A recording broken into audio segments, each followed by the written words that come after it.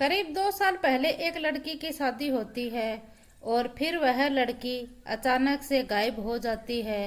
फिर उस लड़की को ढूंढा जाता है, खोजा जाता है।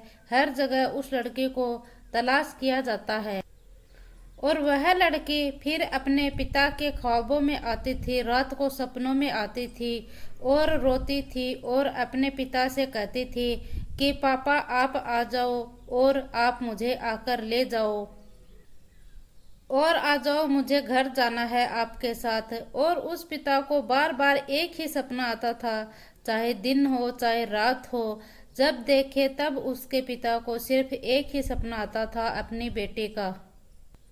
और जब जब उस पिता की आंख लगती थी, वह सोने की कोशिश करता था, तब तब वह लड़की उसके पिता के सपने में आती थी और वह लड़की एक ही बात बोलती थी कि पिताजी आप आ जाओ और मुझे ले जाओ, मुझे घर जाना है। और फिर वह पिता पुलिस थाने जाता है और ऐसी कोई जगह नहीं थी जिस जगह पर उस पिता ने अपनी बेटी को तलाश नहीं किया हो। और ऐसे ही करते करते धीरे धीरे लगभग 50 से 60 दिन बीत जाते हैं। फिर वह पिता परेशान होकर एक लेडी ऑफिसर के पास जाता है और उसके पास जाकर वह आप बीती पूरी कहानी बताता है और उस लेडी ऑफिसर से कहता है कि मैडम जी, जब भी मैं सोने की कोशिश करता हूँ तब भी मेरी आंख लगती हैं, तो मेरे ख्वाबों में बस सपनों में मेरी बेटी ही आती है और सिर्फ वह एक ही बात बोलती है कि पिताजी आप आ जाइए और मुझे ले जाइए, मुझे घर आना है। फिर जैसे ही उस लेडी ऑफिसर ने यह बात सुनी तो उसने उस पिता को तसल्ली दी और कहा कि आप घर जाइए, हम आपकी बेटी को ढूंढने की खोजने की पूरी कोशिश करते हैं और जैसे ही आपकी बेटी हमें मिलती है हम आपको तुरंत सूचना भेजेंगे और आप चिंता न करें। बस इतनी सी बात थी। और फिर जो ये लेडी ऑफिसर थी यह इस केस को थाने से हटाकर क्राइम ब्रांच को सौंप देती है और फिर क्राइम ब्रांच ने इस मामले में बड़ी ही सह्जता के साथ इस मामले की जांच की। फिर यह बेटी मिल जाती है और मिलती है यह ऐसी हालत में, और वह लड़की जैसे ही मिलती है वह लड़की एक कब्र के अंदर मिलती है और 60 दिन के बाद उस लड़की को उस कब्र से बाहर निकाला जाता है। जैसे ही उस कब्र के बाहर उसे निकाला जाता है तो वह लड़की आप बीती बताती है और अपने बीते हुए कल की दर्दनाक कहानी सुनाती है। उस कहानी को सुनने के बाद और वह कहानी सुनकर हर किसी की आंखें नम हो जाती हैं। नमस्कार, राधे राधे, जय श्री कृष्णा। मैं पूजा आज जो आपके सामने सच्ची घटना या कहानी लेकर आई हूँ।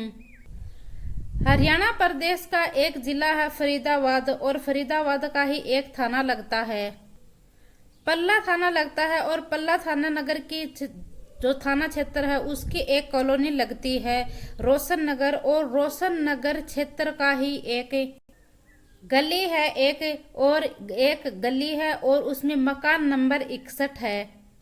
और वहां का रहने वाला एक व्यक्ति है अरुण कुमार और पेशे से वह एक व्यापारी है, एक फैक्ट्री है और वह सिलाई कढ़ाई बुनाई का काम भी करता है और स्पोर्ट्स वगैरह का उसकी फैक्ट्री में सामान बनता था। और वह नज़दीकी जो पुलिस स्टेशन है नवीन नगर में वहां पर जाता है रोता हुआ बिलखता हुआ, और जाकर वह जो पुलिस स्टेशन है वहां पर जाकर बोलता है कि साहब, मेरी पत्नी 24 घंटे से ज़्यादा हो चुका है, वह घर से गायब है। और फिर वह पुलिस को बताता है कि मेरी शादी 21 जून 2023 को हुई थी उत्तर प्रदेश जिले के फिरोजाबाद, और फिरोजाबाद की ही एक जगह लगती है शिकोहाबाद, और शिकोहाबाद का ही एक मोहल्ला है खेड़ा, और खेड़ा की रहने वाली तनु से उसकी शादी होती है और तनु राजपूत से उसकी शादी होती है और 23 साल की इसकी उम्र है और यह 23 अप्रैल 2025 से गायब है। प्लीज साहब, आप कुछ भी कर मेरी पत्नी को ढूंढ दीजिए। और फिर उस पुलिस स्टेशन में उसका नाम, पता, उसकी फोटो छपाई जाती है, उसकी हाइट कितनी है, यह सब कुछ बताया जाता है और उसकी फोटो के साथ उसका पोस्टर भी बनवाया जाता है। वह पोस्टर बस स्टैंड, मोहल्ला, गली, हर जगह पर उसके पोस्टर लगवाए जाते हैं। अब बस एक ही कोशिश थी कि जो तन्नू राजपूत थी वह जहां कहीं भी थी वह घर पर वापस आ जाए। और जो पोस्टर चिपकाए थे उन पर भी एक नंबर दिए थे कि जिस किसी ने भी तन्नू राजपूत को देखा हो तो इन नंबरों के ऊपर कॉल करें। फिर ये जो तन्नू राजपूत थी इसके मायके में भी फोन किया जाता है और फिर ये जो इसका पति है यह पुलिस स्टेशन भी पहुंच जाता है। और पुलिस इस मामले में ज्यादा गंभीरता से जांच नहीं करती है और पुलिस कहती है कि क्यों टेंशन ले रहे हो, आ जाएगी। जैसे कि पुलिस गुमशुदा वाले मामले को कुछ ऐसे ही लेती है और जो इस मामले में भी पुलिस ने कुछ ऐसा ही कहा था। और जो पति था वह रोज थाने में जाता था, थाने का चक्कर लगाता था और फिर पुलिस घर पर आ जाती है। घर पर आने के बाद जब पुलिस पूछताछ करती है तो बताती है कि इनकी शादी को 2 साल हो गए हैं। इनकी कभी कभी आपस में नाराजगी तो हो जाती थी, छोटे मोटे झगड़े तो हो जाते थे, लेकिन वह कभी घर से गायब नहीं हुई थी और अभी वह घर से गायब है और अभी तक आई भी नहीं है।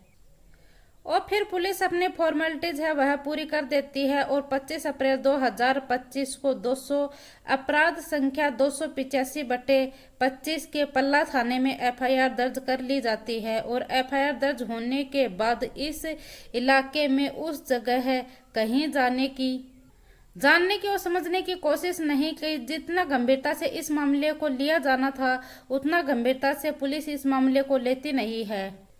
और फिर धीरे धीरे कर वक्त आगे बढ़ता जा रहा था, जैसे कि 10 दिन, 20 दिन, 30 दिन, 40 दिन, 25 दिन, ऐसे ही कर और जो उसका पति था दिन आगे बढ़ते जा रहे थे और जो उसका पति था वह हर दूसरे दिन थाने में पहुंच जाता था। और एक तरफ से वह अपनी पत्नी को ढूंढने की कोशिश कर रहा था, लेकिन दूसरी तरफ जो पुलिस थी वह इस मामले को इतनी गंभीरता से ले नहीं रही थी। और दूसरी तरफ जो लड़की थी उसका पिता था, उसका नाम हाकिम सिंह था और हाकिम सिंह जो उसका पूरा नाम था हाकिम सिंह राजपूत। और हाकिम सिंह राजपूत के जो उसकी बेटी थी वो उसके सपने में हर रोज आया करती थी। और वह जब भी अपने पापा के सपने में आती थी तो सिर्फ वह एक ही बात बोलती थी कि पापा आप आ जाओ और मुझे घर ले चलो, मुझे घर आना है। और सिर्फ वह एक ही बात बोलती थी रोते हुए कि पापा आप आ जाओ, मुझे घर ले जाओ। और वह पिता करे तो क्या करे। और फिर जो ये तन्नू राजपूत थी इसके मायके वाले और ससुराल वाले दोनों तरफ से इसे खोजने की कोशिश की जा रही थी। और आखिरकार जो तन्नू राजपूत है इसके पिता हाकिम सिंह राजपूत हैं, यह एक डीएसपी मैडम होती है उषा देवी, उसके पास लगभग 14 जून 2025 को उसके पास पहुंच जाते हैं और उसे जाकर कहते हैं कि साहब उसकी बेटी लापता हो गई है। फिर ये जो डीएसपी मैडम है यह इस मामले को गंभीरता से लेती है और इस मामले को यह पल्ला थाने से हटवाकर क्राइम ब्रांच को सौंप देती है। और यह मैडम उस क्राइम ब्रांच के अधिकारियों को आदेश देती है कि चाहे कुछ भी हो जाए मुझे यह लड़की किसी भी हालत में चाहिए, क्योंकि जो इसका पिता है वह बहुत ही परेशान है, बहुत ही बेचैन है। वह लड़की हर रोज इसके पिता के सपने में आती है और अपने पापा से सिर्फ एक ही बात बोलती है रोते हुए बिलखते हुए कि पापा आप आ जाइए और मुझे घर ले जाइए, मुझे घर आना है। फिर जो क्राइम ब्रांच है उसने इस मामले को बहुत ही गंभीरता से लिया और गंभीरता से लेने के बाद बहुत से लोगों से पूछताछ की। पूछताछ करने के बाद इसी बीच में एक जो मुखबिर होता है उस मुखबिर का पुलिस के पास फोन पहुंच जाता है। और फिर जो क्राइम ब्रांच पुलिस है वह इस मामले को और भी गंभीरता से लेती है। फिर पता चलता है कि जहां ये घर है, जहां ये गली है, यहाँ पर कोई नाला नहीं है, यहाँ पर कोई सीवरेज नहीं है। जो घरों से निकलने वाला पानी है और जो घर से नहाने का पानी, कपड़ा धोने का पानी है वो ऐसे ही सड़कों पर निकलता है। और इसी बीच में किसी ने यहाँ पर गली में गड्ढा खुदवाया था। फिर जो क्राइम ब्रांच की टीम है वह इस घर में जाती है और इस घर में जाकर वह पूछती है कि तुमने गड्ढा क्यों खुदवाया था। फिर जो घर वाले हैं वह बड़े ही गुस्से में बोलते हैं और वह कहते हैं कि इस कॉलोनी में न तो कोई नाली है और न ही कोई गड्ढा है जो सोखता हुआ गड्ढा जो पानी को सोख ले। हमने तो एक सोखता हुआ गड्ढा खुदवाया था जिसमें हमारे घर का पानी जाकर जमा हो जाए। और इस कॉलोनी में ऐसा कोई घर नहीं था जिसके सामने गड्ढा न खुदा हो। फिर पुलिस ने सोचा कि इसमें हो ना हो, इसमें कोई ना कोई झोल तो जरूर है। फिर पुलिस ने उन मजदूरों को बुलाया, उस राजशास्त्री को भी बुलाया जिसने इस गड्ढे को खुदवाया और इसका काम किया। और फिर जो ये राजमिस्त्री है ये कहता है कि साहब गड्ढा तो खोदा था, मजदूरों ने काम भी किया था, लेकिन जो काम करना था वह काम तो हुआ ही नहीं था। और जो सोखता हुआ गड्ढा बनवाना था और जो शिविर बनवाना था वह तो इन्होंने बनवाया नहीं और उस गड्ढे को ऐसे ही बंद कर दिया। बस इन्होंने थोड़ा सा काम करवाया था, गड्ढा बनवाया था और सीट वगैरह बनवाई थी। और फिर पुलिस ने सोचा कि इन लोगों ने आखिरकार गड्ढा खुदवाया तो क्यों खुदवाया। फिर पुलिस इस मामले को गंभीरता से लेती है और गंभीरता से लेने के बाद जब पूछताछ करती है तो पता चलता है कि जो इस घर के सामने जो गड्ढा खुदाया गया था वह 21 जून 2025 को खुदवाया गया था। और जिस दिन वह गड्ढा खुदा था वह 10 फुट गहरी उस गड्ढे के अंदर लाश निकलकर आ जाती है। और वह लाश किसी और की नहीं होती है बल्कि वह उसी तनु राजपूत की होती है, जिसके बारे में ससुराल वाले, मायके वाले और खास करके उसका पिता बहुत ज्यादा परेशान होता है। अब जिस बेटे की खोज में ससुराल वाले और पीहर पक्ष वाले दोनों खोजबीन में जुट रहे थे, परेशान थे उसके लिए, फिर आखिरकार जब पुलिस पूछताछ करती है और जब उसके ससुर होता है जो उसका नाम भूप सिंह होता है और उसकी सासू जो होती है सोनिया, और उन दोनों को पुलिस हिरासत में लेती है। हिरासत में लेने के बाद जब पुलिस उनसे पूछताछ करती है तो और फिर पूछताछ किया जाता है तो कुछ चौंकाने वाला मामला सामने आता है। और फिर पता चलता है कि 21 जून 2023 में इस लड़की के साथ शादी हुई थी और शादी बड़ी धूमधाम से हुई थी। और शादी के कुछ दिन बाद ही इस लड़की के साथ विवाद रहना शुरू हो जाता है। और यह जो लड़का था यह इस लड़की को पसंद नहीं करता था और वह किसी न किसी बात को लेकर इस लड़की को परेशान करता रहता था। और फिर यही कारण था वह अपने मायके चली जाती है और इसी बीच में जो लड़की होती है उसकी माँ की मौत हो जाती है। और एक तरफ तो उस लड़की को जो ससुराल वाले थे वह परेशान कर रहे थे और दूसरी तरफ है उसकी माँ भी मर जाती है। और फिर इसके लिए एक पंचायत बैठाई जाती है और उस पंचायत के बाद वह लड़की को फिर से ससुराल भेज दिया जाता है। और वह लड़की ससुराल आती तो जरूर है लेकिन फिर से वही दिक्कतें, वही परेशानियां। फिर आखिरकार सास, ससुर और जो उसका बेटा होता है इन्होंने मिलकर एक प्लान बनाया कि क्यों न हम इसे रास्ते से ही हटा दें। और फिर जो रास्ते से हटाने का प्लान बनाया जाता है वह प्लान बहुत ही भयानक और बहुत ही खतरनाक होता है।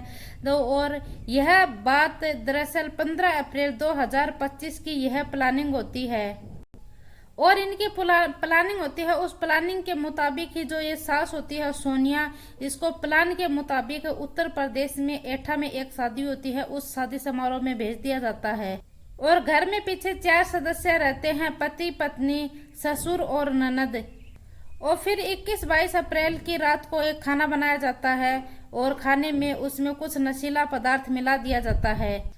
और वह नशीला पदार्थ वाले खाने सिर्फ 2 ही लोग खाते हैं घर में, बाकी 2 लोग नहीं खाते हैं। जो ननद है और भाभी है वह उस नशीले पदार्थ वाले खाने को खाते हैं और जो पिता और बेटा है वह उस खाने को नहीं खाते हैं। और यह खाने के बाद सोने के लिए चली जाती हैं। जो इसकी ननद है यह तो घर में नीचे का कमरा है ग्राउंड फ्लोर में, उसमें सोती है। और जो तनु राजपूत है यह ऊपर का कमरा है उसमें सोने के लिए चली जाती है। और थोड़ी रात गुजरने के बाद वह पूरी गहरी नींद में सो जाती है। फिर उसका पति है वह नीचे अपने पिता के पास आता है और अपने पिता से कहता है कि वह गहरी नींद में सो चुकी है, आपको जो करना है वह जल्दी कीजिए। और जो ससुर भूप सिंह था उसने कत्ल की पूरी गारंटी ली थी कि कत्ल करूंगा, सिर्फ मैं ही करूंगा। फिर वह ऊपर जाता है और जैसे ही उसने तन्नू को मारने की कोशिश की, उसका गला दबाने की कोशिश की, तो उसकी नींद खराब हो जाती है तन्नू को देखकर। फिर वह तन्नू के साथ गंदा और घिनौना काम करता है, उसको और नशीली हालत में उसके साथ वह बलात्कार करता है। और उस बहू को नींद की गोलियां दी हुई थी, वह नशीली हालत में थी। फिर उसको तसल्ली हो जाती है और तसल्ली होने के बाद वह नीचे आता है और नीचे आने के बाद वह फिर से ऊपर के कमरे में जाता है और एक दुपट्टा लेता है और उस दुपट्टे से उसके गले को दबा देता है और उसकी मौत हो जाती है। फिर वह अपने बेटे की सहायता से जो 1-2 दिन पहले गड्ढा खुदवाया था, क्योंकि उस मोहल्ले में पानी के लिए न तो कोई नालियां थी और न ही कोई सीवरेज पाइप थे जिसमें कि घर का गंदा पानी बाहर निकलने का कोई रास्ता हो। जो गड्ढा खुदवाया था उन्हें गंदे पानी के लिए उसी गड्ढे में ले जाकर उस बहू को डाल देते हैं। वह सोखता हुआ गड्ढा मजदूरों से खुदवाया तो जाता है, लेकिन उस गड्ढे को वह मजदूरों से पूरा नहीं करवाते हैं, लेकिन उस गड्ढे को वह बहू को दफनाने के लिए काम में लेते हैं। और वह जब मजदूर दूसरे दिन आते हैं तो फिर वह मजदूर और मिस्त्री देखते हैं कि साहब आपने कल तो गड्ढा खुदवाया था और अब ये गड्ढा बंद कैसे है, आपने ऐसे कैसा कर दिया, गड्ढे का काम तो अभी पूरा ही नहीं हुआ है। और वह कहते हैं कि हमारा प्लान चेंज हो गया है, इसकी सीढ़ियां ठीक करके जाओ और इस गड्ढे को पूरी तरह से बंद करके जाओ।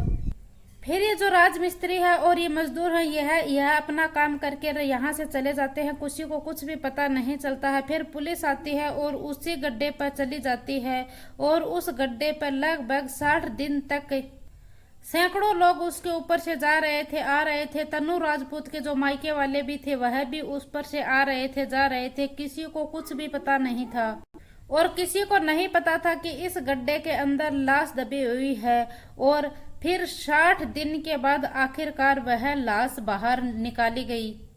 बाहर निकालने के बाद पता चलता है कि आखिरकार उस लड़की के साथ क्या हुआ था। पहले तो उसके ससुर ने उसके साथ बलात्कार किया और फिर बलात्कार करने के बाद उसका गला घोंटकर उसकी हत्या कर दी और फिर इस गड्ढे में ले जाकर उसको दफन कर दिया। फिलहाल पुलिस इस मामले में जांच कर रही है। जब पुलिस पूछताछ कर रही थी तो ये तनु है, इसकी जो ननद है काजल, उसको तो पता भी नहीं था कि इसके जो भैया और इसके बाप ने इसकी भाभी का कत्ल भी कर दिया उस रात को।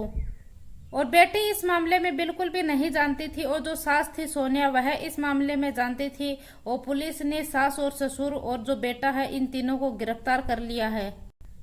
और जब हम आपको यह कहानी सुना रहे थे तो उस समय यह बेटा हाथ नहीं लगा था।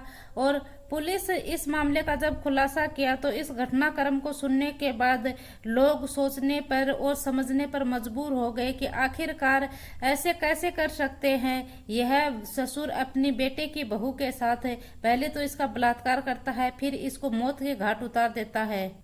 जैसे ही जो लड़की थी उसके पिता को यह पता चलता है, उसके भाई को यह पता चलता है, जो उसकी बहन है, इन तीनों को यह पता चलता है तो उनको रो रो कर बहुत बुरा हाल हो जाता है कि उनकी बेटी के साथ आखिरकार उसके ससुराल वालों ने कैसा भयानक सलूक किया था। दोस्तों, इस पूरे घटनाक्रम का सुनाने का उद्देश्य किसी को परेशान करना नहीं है, किसी को दिल दुखाना नहीं है, बल्कि आपको सचेत करना है और आपको जागरूक करना है। और आपको यह भी बताना है कि क्राइम कितना भी शातिर क्यों ना कर ले, वह कभी भी छिपता नहीं है, वह कभी ना कभी तो सामने आ ही जाता है। जय हिंद, जय भारत।